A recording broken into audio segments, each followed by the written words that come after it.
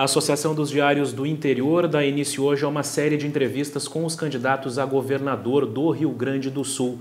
Nos próximos dias, estaremos conversando com todos os 8 postulantes ao Palácio Piratini para saber das suas intenções e dos seus projetos para questões de interesse do Estado e também das regiões. Eu sou Pedro Garcia, estou aqui com Ronaldo Falkenbach e o nosso primeiro entrevistado é o candidato José Ivo Sartori, da coligação O Novo Caminho para o Rio Grande, partidos PMDB, PSD, PPS, PSB, PHS, PTdoB, PSL e PSDC. Candidato, bem-vindo, obrigado pela presença.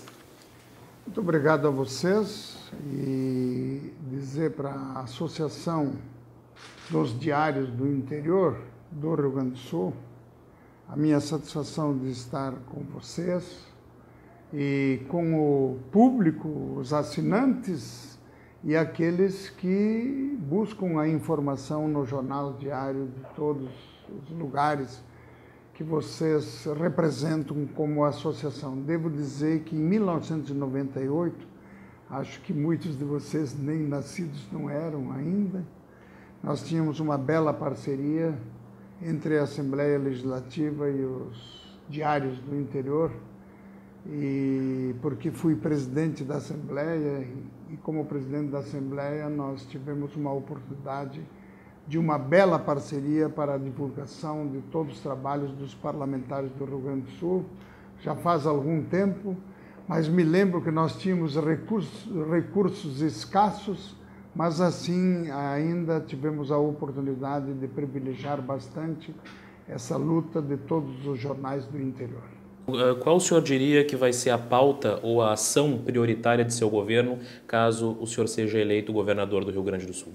Bom, em primeiro lugar, eu devo dizer que um plano ele é permanente, ele tem que ser construído todos os dias.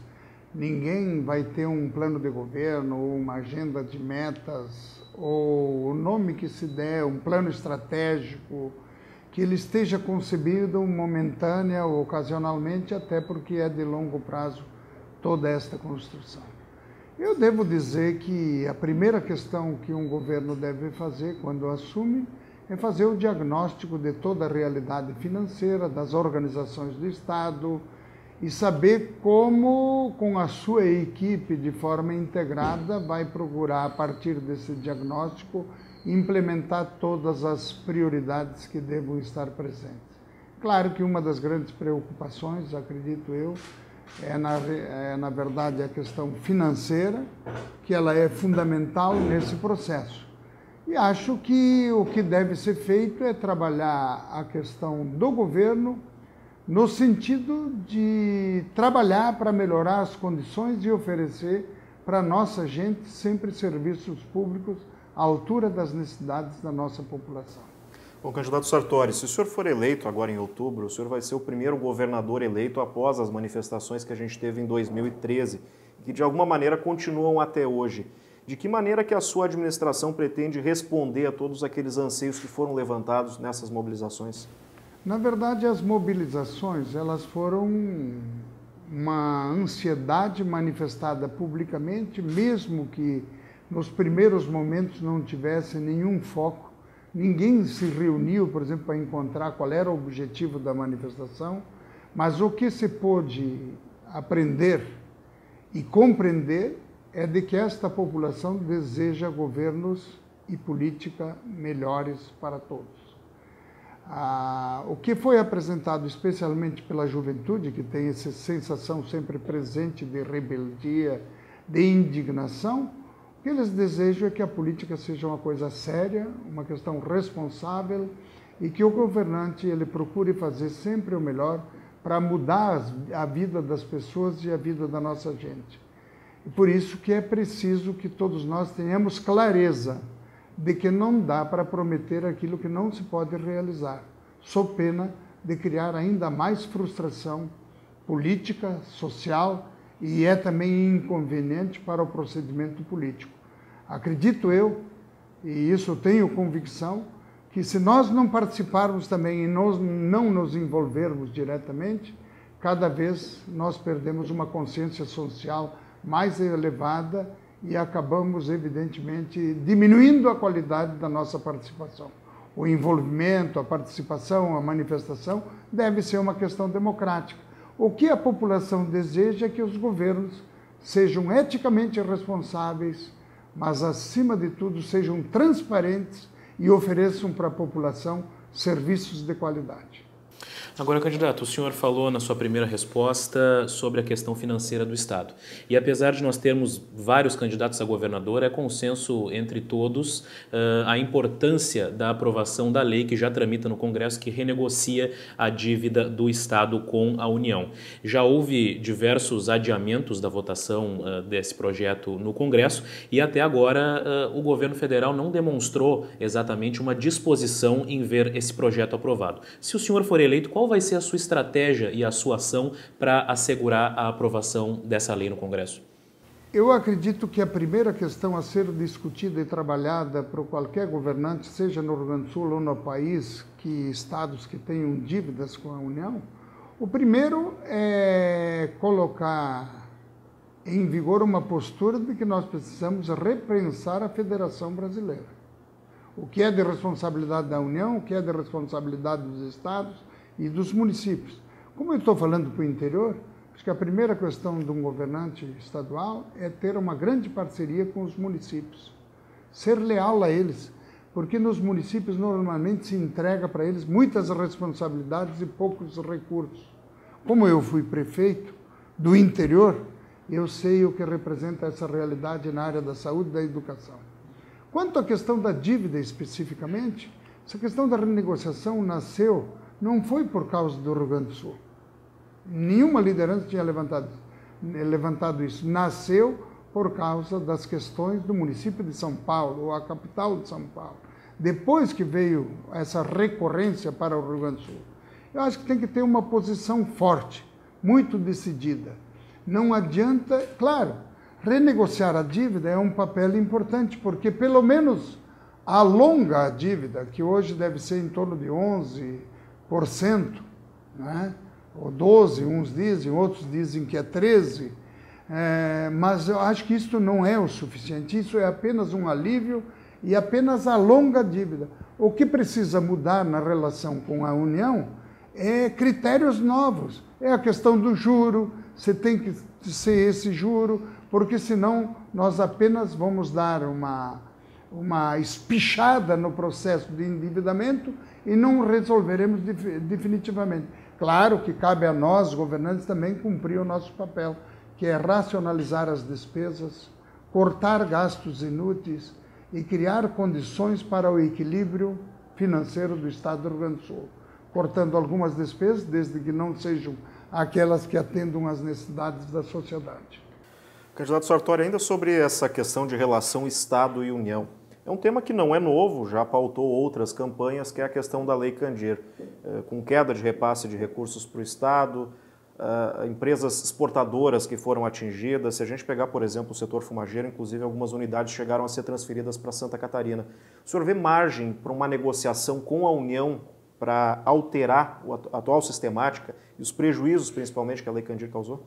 Tentativas existiram muitas e continuam existindo. O Estado rio-grandense, ele é penalizado por ser um Estado exportador e ter características de exportação, pelo menos de alguns produtos, notadamente da área agrícola. Mas nós temos também na área da indústria, dos embarcados, especialmente da área, vamos dizer, de ônibus, de carrocerias, que envolve a região da Serra e Erechim e outros municípios do Rio Grande do Sul que têm uma indústria pujante, né? Então, ambas se solidificam nesse processo. A Lei Candir não foi uma boa solução para os estados exportadores e prejudicou todo mundo. Não sei até quando nós vamos estar convivendo e sei que a perda de arrecadação ou pelos benefícios para quem exporta e que prejudica o Estado como um todo, é uma soma bastante grande que serviria para fazer investimentos, especialmente na infraestrutura e na área social.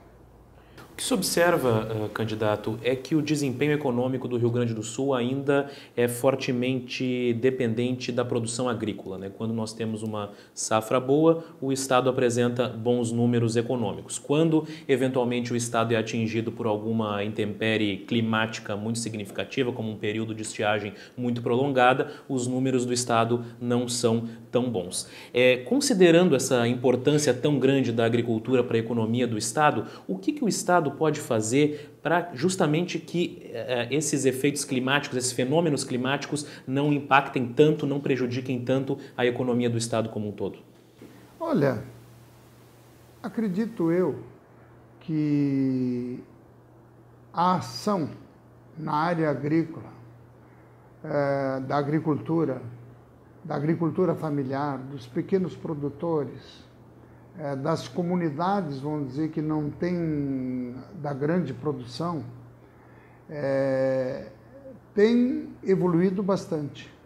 Seja na questão, vamos dizer, das pequenas propriedades, especialmente estas, porque estas é que empregam mais gente, normalmente é o trabalho familiar, e muitos aqui que falam da área fumageira, também há uma tentativa de reciclagem que vai acabar prejudicando muitas famílias, mas também está em composição com outras situações que envolvem também a saúde, envolvem o meio ambiente, mas também é preciso dar um espaço para que esta situação não venha prejudicar muitas famílias. É preciso ter calma e paciência e construir um processo diferenciado.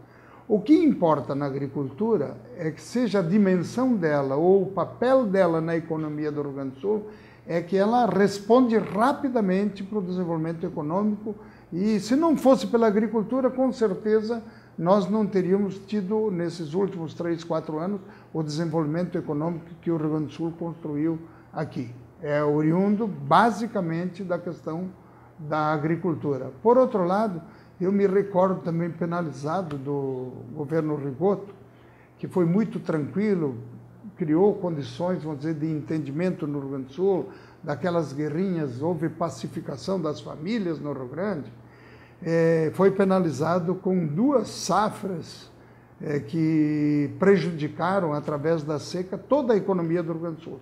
Mas a importância da agricultura é de incentivo, de acompanhamento, de trabalho, mas tem uma evolução muito grandiosa na parte do processo produtivo, da agregação tecnológica, que orgulha todos nós. Nós estamos superando uma fase antiga, com métodos modernos, com apropriação e com um caminho, evidentemente, que orgulha todos os rio-grandenses.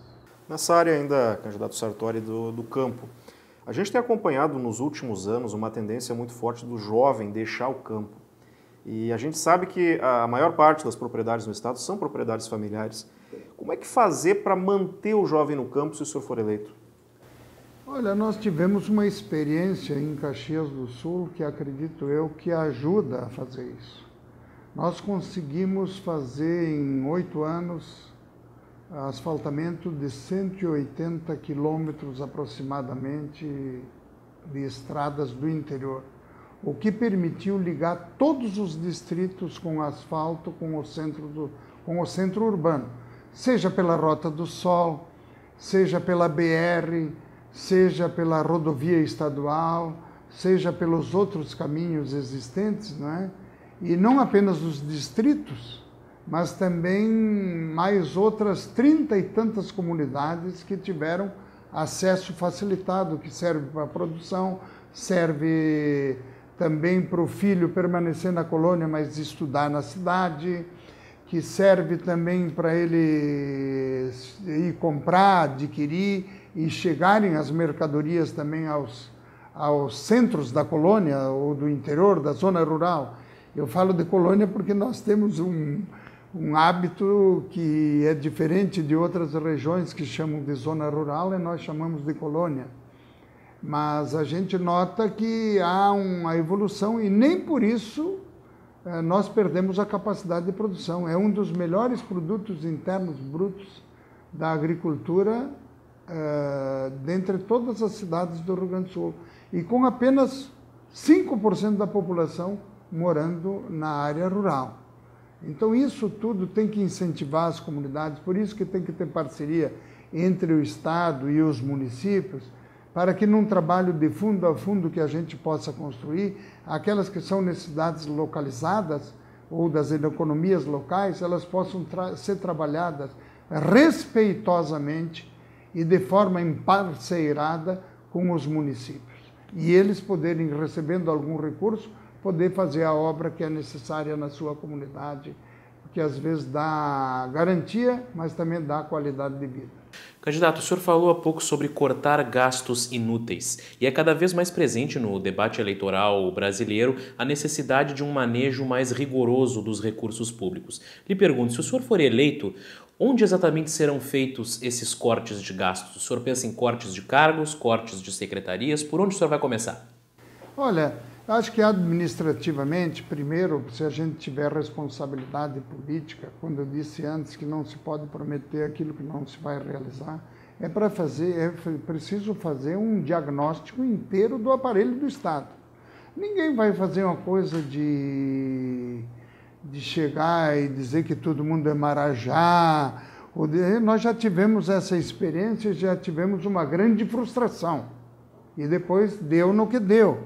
E ainda temos dificuldades para recuperar a credibilidade do exercício e o papel que deve ter uma organização pública. Eu acho que o fato de você definir que aquilo que não precisa gastar, não vai gastar. Agora, eu não vou dizer isso aqui, lá ou em outro lugar para criar uma expectativa. Até porque eu acho que a gente sempre tem que falar a verdade e não precisa mentir. Agora, tem que ter correspondência ética, tem que ter seriedade e tem que ter capacidade, vamos dizer, de racionalizar os serviços. Por exemplo, como é que você vai conviver ainda hoje com organismos públicos que deveriam trabalhar integradamente e numa mesma região e às vezes no mesmo município não se interrelacionam entre si? Esta é uma maneira de fazer, racionalizar o serviço, para que tenha produtividade, que dê atenção para a população. E essa é um caminho muito importante, porque é preciso que nós façamos a nossa parte enquanto Estado, enquanto poder público, para justamente equilibrar as finanças do Estado do Rio Grande do Sul, como disse antes, para poder investir em infraestrutura, em educação, em saúde e em segurança. Agora, nós não podemos viver. E se nós formos aguardando a tomar essas atitudes, evidentemente, cada vez nós vamos penalizar mais a sociedade em não oferecendo aquilo que ela necessita em termos de atenção e de serviço público. Candidato, o senhor fala em reduzir despesas, aumentar investimentos. A gente tem hoje programas de transferência de renda do governo do Estado para populações consideradas carentes, como, por exemplo, o RS Mais Igual. Se o senhor for eleito, esses programas vão continuar ou há uma expectativa de ampliação? Eu tenho uma clareza de que os programas que efetivamente estão consolidados na vida das comunidades e das localidades e dos grupos de pessoas, esses têm que continuar. Evidentemente que dentro da nossa ótica existirão programas que precisam ser reavaliados e outros que têm que ser superados ou ampliados. É uma coisa bem simples que vai justamente orientar a nossa conduta em relação a isso. Eu, por exemplo, quando assumi a Prefeitura de Caxias do Sul, em 1º de janeiro de 2005, e tinha dito isso durante todo o período, todas aquelas obras que fossem importantes para a vida da sociedade e que elas dialogavam com a necessidade das pessoas, dos bairros, das vilas e de todos os lugares, aqui vale para os municípios e para as regiões, evidentemente que vão ter continuidade. Agora, candidato, há uma necessidade, como nós falamos, de tornar a máquina pública mais enxuta, mas também uma necessidade de tornar a máquina pública mais eficiente. O senhor já falou sobre isso, mas eu gostaria de saber que tipo de estratégia, que tipo de ação pode ser aplicada para tornar a máquina mais ágil e mais eficiente. Porque hoje o que a gente vê, e isso não é de agora, é histórico, é que os serviços públicos, os investimentos são lentos, as obras demoram a sair, as melhorias demoram a se concretizar. Como superar isso? Olha, Primeira coisa é tratar o servidor que tem potencialidades e tem capacidades como um valor inestimável na produção de projetos e na realização de tarefas que venham atender a população que quer ser bem servida pelo poder público. Por outros, o que tem que fazer? Como qualquer empresa faz. Treinamento, capacitação, mudar os métodos, mudar a maneira de oferecer ferramentas para trabalhar. Isso tem que fazer permanentemente, porque esta é a evolução. Nós não podemos mais trabalhar com ferramentas que estavam localizadas no fim do século passado. Nós estamos num outro século e precisamos integrar a comunidade dos servidores, porque é uma forma de valorizá-los, oferecer para eles instrumentos. E quando eles prestam um bom serviço, eles também passam a ser valorizados como servidores. Agora, também é bom dizer que não adianta dizer, ó, corta aqui, corta lá, corta em outro lugar, tira serviço. Se você entrar na questão de segurança, a primeira coisa que todo mundo vai pedir é mais efetivo, é mais isso, é mais professor. Então, existem questões que você não pode pensar que simplesmente apagar um processo e liquidar com um processo de produção ou de interação com a comunidade e de trabalho, que é o trabalho pertinente feito pelo próprio poder público, ele tem que estar presente na vida da comunidade e isso você sempre vai precisar. Questão de atração de investimentos, candidato. A gente percebe que hoje há até uma disputa, e foi famosa até no Estado, algumas disputas foram famosas, de atração de investimentos, né? Disputas com outros estados, enfim. Como é que o seu governo pretende atrair investimentos para o Rio Grande do Sul? Olha, em primeiro lugar é preciso fazer um saneamento das finanças. Você pergunte lá para um pequeno município para ver se ele consegue fazer algum financiamento. Por que ele não consegue? Porque ele não tem orçamento suficiente e logo não tem condições de financiamento. Eu vivi a relação que eu tinha com o governo federal e com organismos internacionais como prefeito de Caxias do Sul, que tem um orçamento razoável, ele tem uma capacidade de endividamento boa. Agora, se você pegar o município de Putinga, pegar o município de Veracruz, pegar o município de... a maioria dos municípios do Rio Grande do Sul, nenhum prefeito tem condições de fazer financiamento, porque ele não tem capacidade de endividamento. Então é preciso também mudar nacionalmente também essa questão federativa para apresentar que um município não apenas com o seu orçamento, mas ele tenha a oportunidade de obter outros recursos para fazer obras que são necessárias para a vida da comunidade municipal. Acredito eu que tem 2, 3 questões importantes. Primeiro, em saneando as finanças e tendo equilíbrio financeiro, você tem capacidade do Estado do Rio Grande do Sul buscar recursos, sejam eles nacionais ou sejam eles internacionais.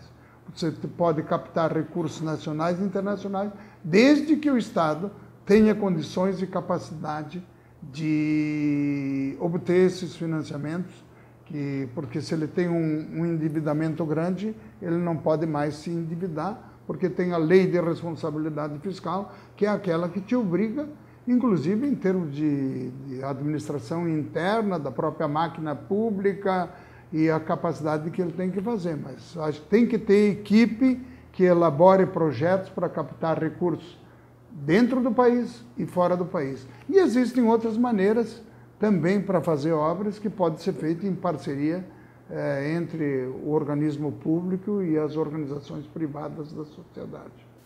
Exatamente sobre isso, candidato. Parcerias público-privadas têm sido a alternativa de muitos gestores pelo país, justamente para poder agilizar e viabilizar investimentos. O que o senhor pensa sobre essa alternativa e em que áreas o senhor acha que se pode ampliar as parcerias público-privadas no Rio Grande do Sul? Acho que existem muitos setores hoje já conscientes e preparados para ter um encaminhamento mais profundo para essa realidade. Vou dizer para vocês, eu tive um momento mal sucedido politicamente na vida como candidato a prefeito de Caxias do Sul em 1992. E eu nunca fui tão combatido como candidato, porque naquela época coloquei como lema da campanha, slogan, né? Tecnicamente chama de slogan, eu não sou muito afinado com essas coisas, sei da importância que tem, mas não estou muito ligado nelas. E o nosso slogan, então, o lema da campanha era um governo de parcerias. Olha, eu levei tanto questionamento, porque dizia que eu queria privatizar o município, que eu queria mudar a realidade que estava aí.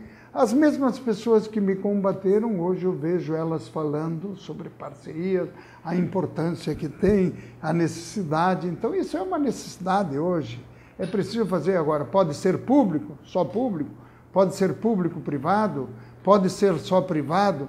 Existem realidades diferenciadas em todos os locais, mas não se pode, vamos dizer, previamente afastar qualquer possibilidade que trabalhando junto se pode chegar e alcançar aquilo que é necessário para cada comunidade regional, para cada município e para o Estado como um todo.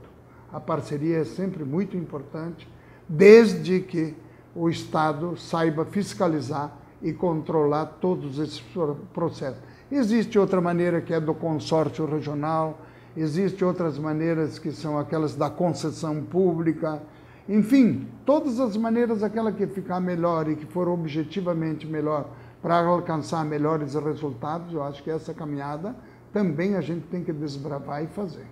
Candidato, o senhor falou já na importância de valorizar o funcionalismo. Nos últimos anos há uma divergência histórica entre CEPERS e governo do Estado, independente de qual partido, né, que comande o Rio Grande do Sul.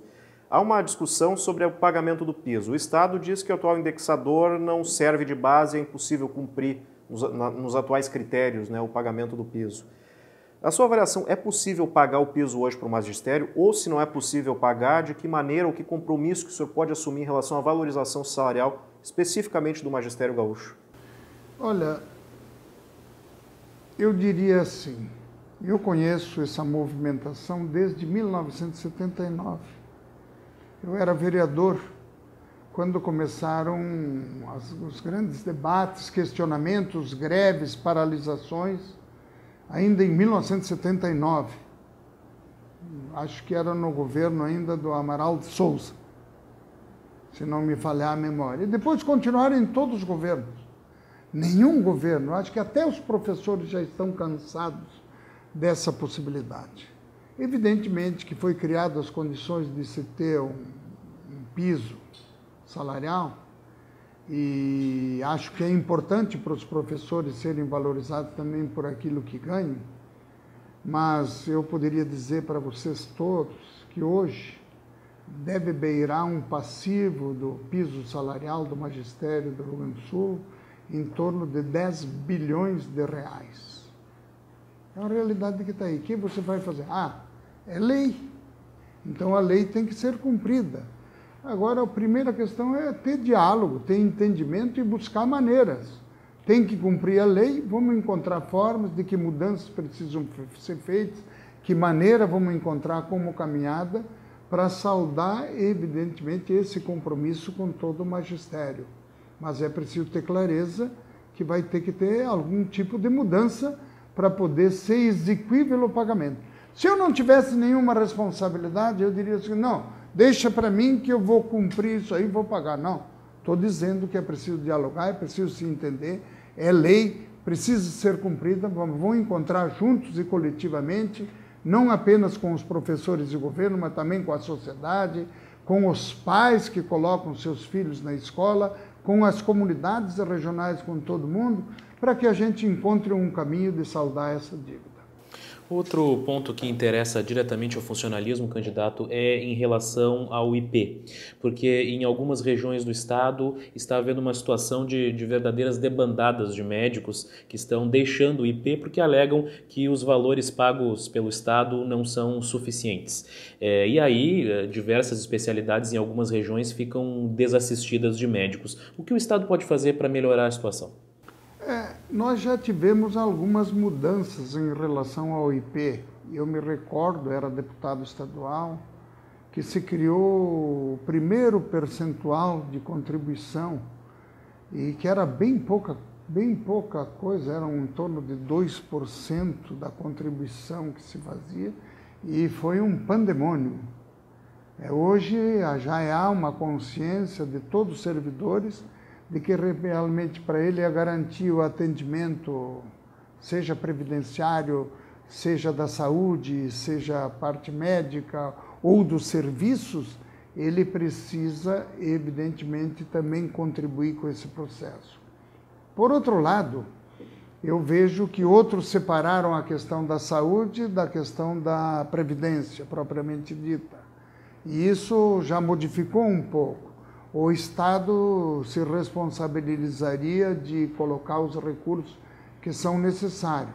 Sei que em alguns lugares tem mais dificuldade que outros, mas hoje é um atendimento razoavelmente bom. O que preocupa realmente é o déficit, porque o Estado, mesmo recolhendo, não estaria colocando a parte dele. Isso também vai ter que ser encontrado uma alternativa de que se possa fazer cada vez mais uma prestação de serviço melhor para os segurados do IP. Candidato, vamos falar sobre estradas agora. No ano passado, o Estado decidiu assumir trechos de rodovias que lá na década de 90 foram repassados para a iniciativa privada. Os trechos federais foram devolvidos para a União, houve a criação da EGR, Empresa Gaúcha de Rodovias, com redução de tarifa, enfim, mas ainda há algumas controvérsias, algumas críticas, principalmente em relação à atuação da EGR. Lhe pergunto, se eleito, a EGR continua ou qual vai ser a sua política para essas estradas gaúchas? Bom, eu devo dizer o seguinte, que não houve finalização de pedágio. O que se foi concluído foram as concessões ou os contratos dos pedágios. Na verdade, não era nenhuma atitude. E a criação da Empresa Gaúcha de Rodovias, ela foi uma atitude do atual governo. E eu sou muito comedido nas coisas. Não sou daqueles que pensam, porque veio dali, você tira, não faz, não realiza. Não, é preciso estudar como se comporta, como é que vai ser, como é que não vai ser. Devo dizer que existe o que importa é saber se o serviço está bem praticado ou não. O que eu ouço, o que eu vejo, e o que eu sinto e o que as pessoas falam é de que deixa muito a desejar. A mudança alterou, mas não propiciou a manutenção devida de todas as rodovias e de todas as situações das estradas que estavam sob esse propósito. Por outro lado, é preciso ter calma e perceber como é que a gente pode encontrar maneiras e formas dentro da realidade nua e crua do Estado do Rio Grande do Sul de como isso pode ser feito. Não é porque começou num governo ou terminou no outro que a gente tem que ter uma atitude diferenciada. Sou daqueles que pensam de forma plural, pensa democraticamente, mas eu acho que o mais importante é construir, através do diálogo, entendimentos que possam melhorar as condições. Agora, mudanças para piorar eu não sou a favor. Eu sou a favor de mudanças que venham melhorar a vida das pessoas e venham contribuir para oferecer um serviço melhor. Candidato, a saúde... Vocês estão vendo aqui que o Pedro e o Ronaldo vêm apertando e apertam bem, né? Tá certo. Não, mas é uma alegria estar aqui com vocês, só para... Igualmente. Candidato... Só para brincar um pouco. Claro, tá certo. Candidato, saúde. Saúde é a principal dor de cabeça dos municípios, porque, como nós sabemos, compromete uma parcela muito expressiva dos orçamentos das prefeituras. E uma das razões pelas quais isso acontece é que a participação do Estado e da União no financiamento dos serviços de saúde é insuficiente. O município tem a obrigação constitucional de investir 15% de sua receita em saúde, mas na prática aplica muito mais. Pegarmos, por exemplo, o município de Santa Cruz do Sul aplica mais de 25% da saúde e isso é a realidade de vários municípios. Como minimizar essa situação e fazer com que as prefeituras tenham um fôlego maior para poder investir em outras áreas? Olha, especialmente os municípios que têm gestão plena, eu conheço mais a realidade da Grande Porto Alegre, que é onde estão localizados inclusive hospitais federais, hospitais públicos. Existem muitas regiões que não têm hospitais públicos. Caxias do Sul tem um hospital geral, por exemplo, e tem conveniado com um município um outro hospital filantrópico que ajuda, portanto, a trabalhar essa realidade. Se vocês perguntarem para qualquer município do Rio Grande do Sul, ninguém investe menos do que 20% do seu orçamento em saúde. É essa relação que tem que mudar. O governo federal, mesmo que tenha o fundo a fundo com os municípios e com os estados, ele nunca corrige na eventual necessidade de cada município ou de cada estado. Tanto é verdade que ele não estabelece, por exemplo, condições de que você tem que investir em pessoas, tem que investir em profissionais, em técnicos, aparelhagem e tudo mais. Os gastos são muito maiores do que aqueles que retornam para o município daquilo que está já facilitado. Aliás, já foi vamos dizer que aquilo que foi conquistado não pode ser destruído. Ele tem que ser melhorado. Eu acho que no governo Fernando Henrique, eu acho que foi que se fez já a vinculação dos recursos federais com os municípios e com os estados.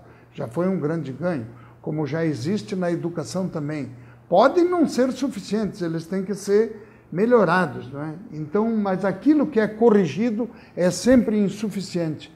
E quem tinha gestão plena, por exemplo, Caxias do Sul atende mais de 40 municípios com a gestão plena. Isso retira da obrigação da Grande Porto Alegre, que uma vez vinha tudo para cá, deve ser o caso de Santa Cruz que foi falado, mas esse é um mecanismo de luta e eu serei parceiro dos municípios para fazermos uma caminhada coletiva em direção de que sempre esses recursos estejam cada vez mais disponíveis aos municípios, porque é lá que a população precisa mais. Candidato, a gente acompanha praticamente todas as regiões do estado, se não todas, enfrentam problemas com hospitais, né? Hospitais sobrecarregados, enfim. Como é que o senhor pretende atuar em relação a essa questão das internações hospitalares? É que ainda nós também temos uma dificuldade, isso precisa ser dito. A pessoa não tem o hábito, nós temos que ampliar a saúde preventiva, trabalhar muito com esta carência e com a educação da sociedade. Aonde tem unidade básica de saúde, ele é o primeiro ponto que a pessoa tem que se deslocar. Mas nós temos um hábito, até por formação familiar, pela história e pela vida de todos nós, que o nosso caminho é direto para o hospital. A gente não se previne de todas as situações que devam existir, porque acha que no hospital não deveria ser o primeiro recurso. O hospital, a internação tem que ser o último recurso. E essa caminhada ela tem que ser feita, isso também é uma questão de educação, de hábito. Se é a mesma coisa que no atendimento, vamos dizer, não digo pronto-socorro, num pronto atendimento, que é onde mais todo mundo se socorre, às vezes você tem que ter escala de atendimento para as pessoas que mais necessitam. Quem tem, por exemplo, uma convulsão, evidentemente que tem que estar na linha de frente. Quem tem uma situação cardiovascular ampliada, ele tem outra situação. Quem está de gripe ou quem está de outra coisa é outra. Então, nós, inclusive, instituímos, e hoje a maioria dos organismos já fazem por atendimento por necessidade mais urgente, e aqueles que têm menos vão procurar sendo atendidos mais tarde. Mas esse tem que ser um compromisso do governo do estado, tem que ser um compromisso do governo dos municípios, eu serei parceiro deles, mas também da área privada, para que coletivamente, e o governo federal que possa, evidentemente, oferecer melhores condições para que tenha isso aí. Eu conheço desde o começo do Sistema Único Descentralizado de Saúde, que era assim que se chamava, e até hoje eu acho que teve um grande progresso, mas ainda falta muito, e acho que também um pouco de gestão também não faz mal para melhorar o serviço de saúde. Candidato, vamos falar de segurança pública. O senhor mesmo citou há pouco a demanda por reforço no efetivo da Polícia Militar. Alguns falam em um déficit de mais de 10 mil servidores, né? Apenas Porto Alegre, como foi noticiado ainda outro dia, há uma reivindicação por mais de 2 mil novos policiais. Se o senhor for eleito, quanto dessa demanda o governo terá condições de cobrir nos próximos 4 anos? Tudo depende das condições que você tiver para fazer isso sem comprometer o orçamento, sem comprometer a realidade funcional, sem comprometer a estrutura do próprio Estado e com as suas despesas. Claro que segurança, educação, saúde, né, são questões que têm que se dar prioridade máxima, fundamental, porque delas é que a pessoa mais precisa, a família mais precisa, é o jovem, é o adolescente, é a criança, é a pessoa de idade, todos eles estão comprometidos com isso. Acho que o aumento do efetivo é importante, ela é uma necessidade, nós temos que ter um diagnóstico muito forte para isso. Acho que temos que mudar e construir casas prisionais de outra maneira, mas temos que também ter integrado essa questão de segurança com educação, com esporte, recreação e lazer, com políticas localizadas para atendimento disso, bem como atendimento política em relação aos drogados, porque eu me espanta hoje o que existe no Brasil inteiro. Uma violência inaudita, como é que se chama isso? Uma impunidade que campeia solta em todas as áreas, e nós enxergamos todo dia na televisão, enxergamos na televisão, ouvimos no rádio, lemos no jornal, coisas assim que nos aterrorizam e que desmancham até a nossa capacidade de entender e de convivência humana. E eu me assusta muito de ver que a maioria das pessoas estão achando isso, estão passando isso para a cabeça da sociedade e das pessoas como uma coisa natural. Ela não é natural, gente. Nós vamos ter que educar as pessoas para a cultura da paz, para a cultura da não violência e criar condições de mudar essa situação toda só com uma intervenção forte do poder público, dos municípios e da sociedade. Se a sociedade não se envolver, nós vamos continuar com esse progresso da violência e não caminharemos para aquilo que todos nós desejamos, da cultura da paz. Bom, candidato, de uma certa maneira, o senhor já tocou nesse assunto, o sistema prisional. Nós tivemos, no país inteiro, né, problemas com superlotação, no Rio Grande do Sul não é diferente, inclusive ações judiciais proibindo a transferência de presos para determinadas casas prisionais, enfim. Houve a criação, e tem projetos, enfim, em andamento da criação de novas prisões no Rio Grande do Sul. Qual deve ser a sua política para esse setor? O que eu já falei, né? Sem criar novas condições, nova realidade, a política penitenciária nacional tem que modificar e muito. E não vai se fazer nada disso se os órgãos da Justiça Federal, seja do Ministério e de outros que controlam essas políticas públicas para a área prisional, se não vierem, os estados sozinhos não terão condições de fazer. E até vencer um tabu, né?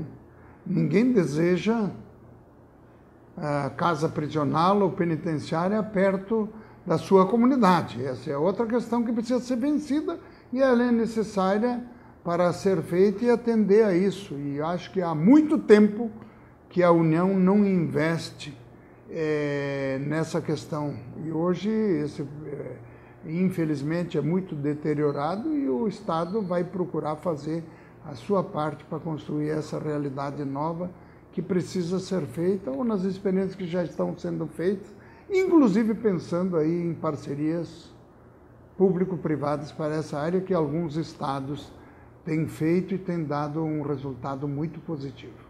Uma questão bem pontual. O que é bom é que o que é sério, que deve ser feito, é que a gente espera que mude-se a política penitenciária até para que as pessoas que saiam de lá de dentro saiam melhores do que entraram e não pior do que entraram nas cadeias.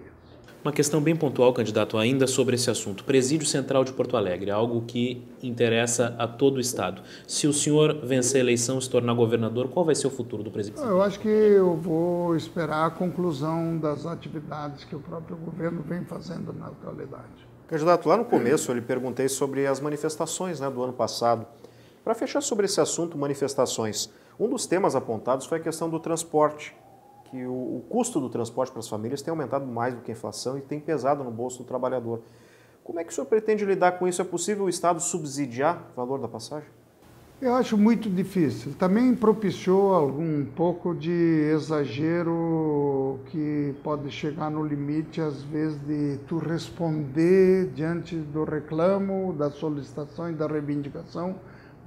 Você responde não com muita responsabilidade. Eu participei como prefeito da Frente Nacional de Prefeitos. Há muito tempo é uma luta dos prefeitos das capitais, das cidades grandes, no sentido de viabilizar a mudança da tributação nacional para favorecer, inclusive, que houvesse esse trabalho para que, junto com os estados, se pudesse ter uma maneira de subsidiar parte de todo o transporte coletivo. Você não pode fazer por um setor da sociedade, por uma parte da vida da comunidade, tem que ser para todo mundo, porque o critério mais justo é quando é para todos. Se todos se transportam coletivamente, você não pode dar benefício para um ou benefício para outro, quando o benefício tem que ser para todos. Eu vejo dessa maneira, mas acho que não é difícil mudar, mas também não tem sido fácil de que nacionalmente se encontre um caminho através dos tributos que são recolhidos pela União, que fossem, inclusive, colocados à disposição do Estado como facilidade para atender o transporte coletivo. Acontece que ainda não é o suficiente o que nós temos hoje. Acho que apareceu apenas num segundo ponto a questão do transporte coletivo como a ansiedade da juventude, e especialmente das manifestações. Mas, no entanto, já mudou alguma coisa. Se não por isso, pela Copa também vieram outras obras, que mudança da infraestrutura rodoviária, especialmente nos grandes centros urbanos. Candidato, eu gostaria de lhe fazer algumas perguntas que foram encaminhadas por veículos associados da ADI, relativos a demandas das regiões. Começando pela região centro-oriental do estado. Pergunta elaborada pelo Jornal do Povo de Cachoeira do Sul. Qual a sua proposta de desenvolvimento para as cadeias produtivas de arroz e soja no Rio Grande do Sul e que tipo de investimento será necessário o Estado participar? Bem, o Estado, em primeiro lugar, tem organismos de pesquisa, tem organismos de administração e eles precisam dialogar com os representantes de todas essas comunidades, seja de arrozeiros, seja de outra produção do soja, que evidentemente eu acho que é a grande preocupação de todos para o desenvolvimento dessas economias localizadas. Elas precisam de espaço, inclusive de caminho, para poder transportar com tranquilidade e que possam, evidentemente, chegar aos mercados consumidores, ou melhor, inclusive de aquisição, que seja de forma facilitada. Mas acho que tem um caminho bom. Eles mesmos, com os seus eventos, com suas organizações, já prestam um grande serviço ao Rio Grande do Sul. Ainda sobre o questionamento encaminhado pelo Jornal do Povo, a importância da navegação fluvial no seu projeto de governo e qual vai ser o seu compromisso em relação à dragagem do Rio Jacuí e o aparelhamento do Porto de Cachoeira? Olha, eu diria que tem o de Estrela, tem evidentemente outros locais, tem o próprio Guaíba, o estuário do Guaíba, que ninguém pode mais pensar que não se tenha pequenas locomoções ou pequenos transportes para justamente retirar aquilo que é transportado rodoviariamente, sobrecarregando nossas rodovias. E eu acho que é preciso parar, estudar junto, estabelecer estratégias coletivas e conjuntas, inclusive em parceria, para poder facilitar o escoamento de toda a produção sem prejudicar as nossas rodovias, que têm cargas que passam nelas acima do peso permitido e que liquidam também com as nossas rodovias, e o Estado se tornou incapacitado, inclusive, de fazer uma fiscalização séria e responsável. Candidato, uma questão que veio da região Nordeste, sua região, jornal Folha de Caxias. A Serra Gaúcha tem problemas de infraestrutura que prejudicam a logística da distribuição da produção agrícola e metal-mecânica. Se eleito governador, a população da região pode contar com a duplicação e pedagiamento da Rota do Sol entre Caxias do Sul e Lajeado Grande. Existe também a demanda da duplicação da RS 122 entre Caxias a São Vandelino. Por fim, como o senhor pretende tratar a construção do aeroporto regional de Vila Oliva? Acho que todas elas são questões muito importantes na vida das nossas comunidades. Eu acho que o mais importante de tudo e prioritário hoje, enquanto Estado, enquanto governo do Rio Grande do Sul, é a ligação Caxias-Porto Alegre. Esta é que tem que tirar o peso da dificuldade do acesso que tem toda aquela região serrana, seja quem vem do lado de Marau, seja de quem vem de Passo Fundo, seja de quem vem da Vacaria, seja de quem vem propriamente de Caxias do Sul, seja de quem vem de Farroupilha, vem de Carlos Barbosa, que são centros que tem Bento Gonçalves, que são centros industrializados e fortes, né? Eu acho que a primeira é essa. E a segunda lugar, eu acho que a Rota do Sol, ela ainda comporta não tanta necessidade, porque a principal necessidade é do lado de cá. Isso não quer dizer que não seja um orgulho dos caxienses. A Rota do Sol, porque ela tem um papel de ligação com São Borja também, não é? Ela é uma estrada transversal e que, portanto, ela liga a fronteira com o litoral norte. Então, ela tem um papel preponderante e isso tem que ser pensado rapidamente para se fazer. Quanto ao aeroporto, é uma busca incessante. Nós gravamos isso quando aprovamos o plano diretor municipal de Caxias do Sul por unanimidade. Já está lá gravado a parte destinada onde deve ser o aeroporto regional. Mas que fique claro para todos que não é um aeroporto, vamos dizer, única e exclusivamente para passageiros. É também para transporte, né, de cargas, portanto. E é isso que ele é importante, porque ele criaria, dentro da logística aeroviária, um papel importante por ser o transporte de cargas. E todas as outras, são todas elas sentidas positivas, mas isso faz parte de um caminho longo a ser percorrido por todos nós. Então, pergunta encaminhada da região metropolitana, Jornal IBA, reclama que o Vale do Caí tem sofrido com a falta de projetos de infraestrutura rodoviária. Há o projeto de duplicação da RS 240 entre Portão e Montenegro, mas DAIR e GR não chegam a um consenso. Tem a 287, que também sofre em função da má conservação, falta de investimentos do DAIR, que não executa nenhuma obra no local, apesar dos acidentes constantes, enfim. O que o senhor planeja para o DAIR e especificamente para melhorar a infraestrutura do Vale do Caí? Olha, o Vale do Caí, dentro da grande, vamos dizer, se fosse da grande Porto Alegre, seria muito mais grave. É muito mais grave a situação.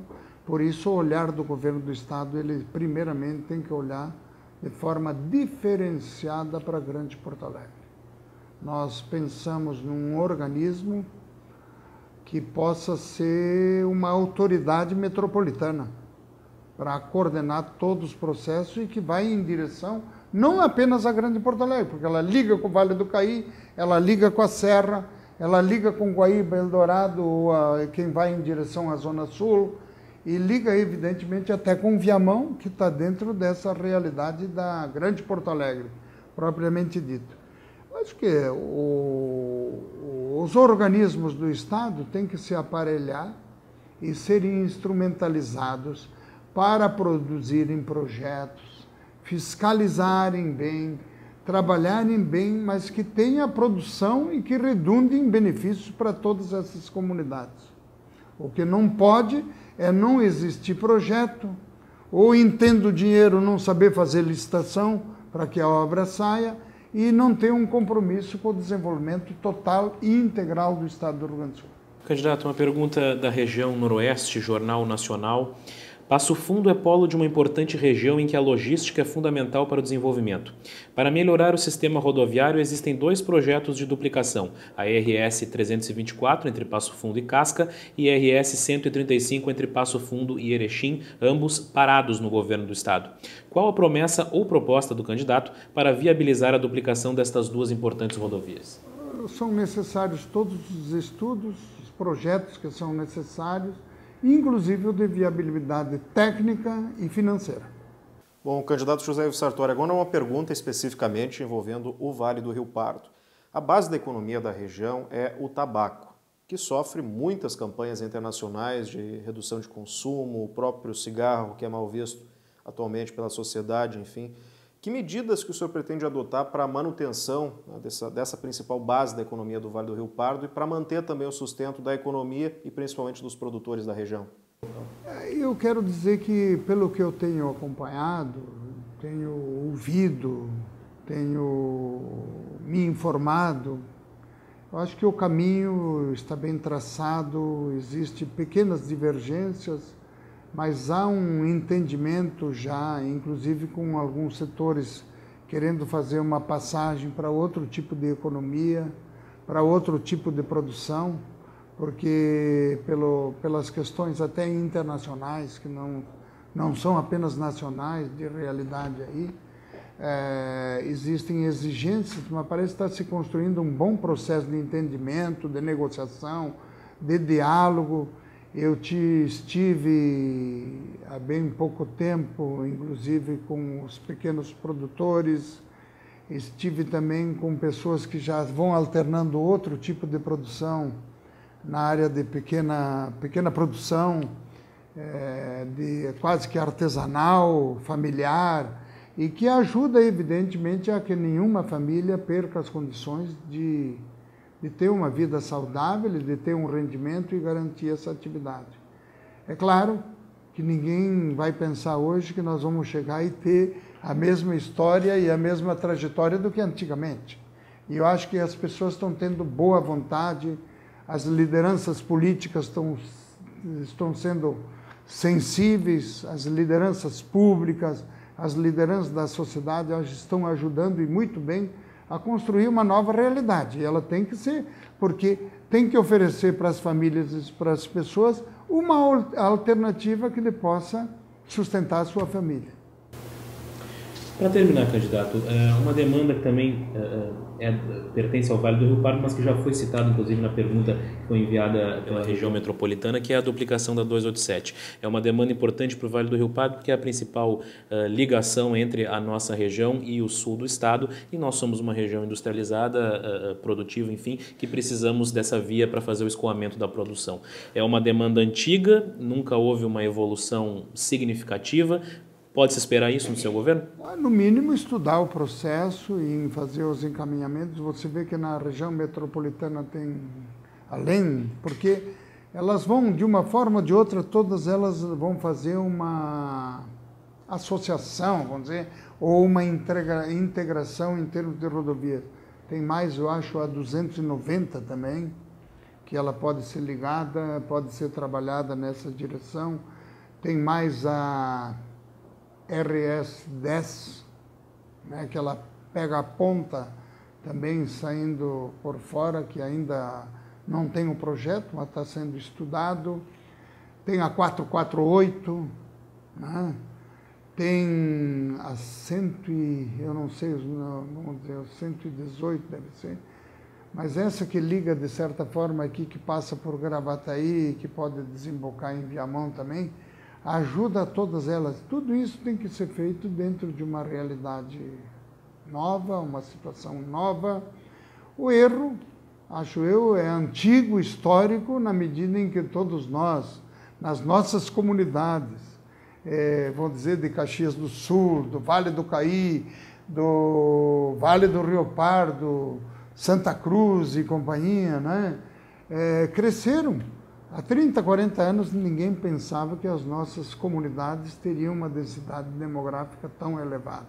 E ninguém pensava também que nós tivéssemos tantos automóveis como as pessoas estão tendo no dia de hoje. Então, tudo isso, se tivesse tido um pouco mais de planejamento lá atrás, sairia mais barato hoje, seria mais econômico. E, infelizmente, não foi pensado e agora nós vamos ter que correr atrás de planejar, pensar e produzir resultados que satisfaçam todas as comunidades com as suas ansiedades. Ok. Candidato José Ivo Sartori, muito obrigado pela sua participação e uma boa campanha para o senhor. Olha, eu que agradeço ao Ronaldo, a ti, Pedro Garcia. Devo dizer que quase que eu vim com o mesmo casaco que você. É mesmo? Somos sócios, hein? Tá certo. Muito obrigado pela audiência. Tenho muita vontade com vocês aí. Igualmente. Obrigado pela audiência e na sequência retornamos com mais candidatos.